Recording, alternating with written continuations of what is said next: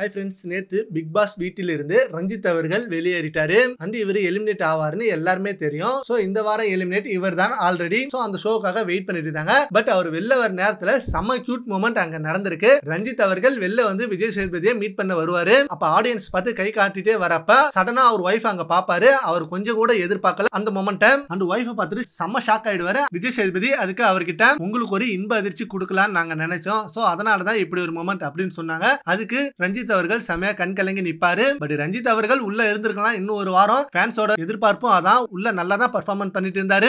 Okay, இவ்வளவு தூரம் அவர் இருந்ததே பெரிய விஷயம் அப்படின்னு அவருக்கு நிறைய வாழ்த்துக்கள் தெரிவிக்கிறாங்க. இப்ப அவர் வெளில வந்ததுக்கு அப்புறம் உள்ள என்னென்ன நடந்தது அப்படின்றத ஒரு வீடியோல சொல்லுவாரு. அந்த வீடியோக்கும் பிக் பாஸ் ஃபேன்ஸ் எல்லாம் பயங்கரமா வெயிட்டிங்ல இருக்காங்க. அண்ட் இப்ப அவர் வெளில வரப்ப அவர் ஒய்ஃப் வந்து வெல்கம் பண்ணதுதான் அவருக்கு மிகப்பெரிய சந்தோஷமே. அவர் ஒய்ஃப் உள்ள இருக்கும்போது கூட நிறைய வீடியோல சப்போர்ட் பண்ணாங்க. ரஞ்சித் அவர்கள் கரெக்டா தான் இருக்காரு.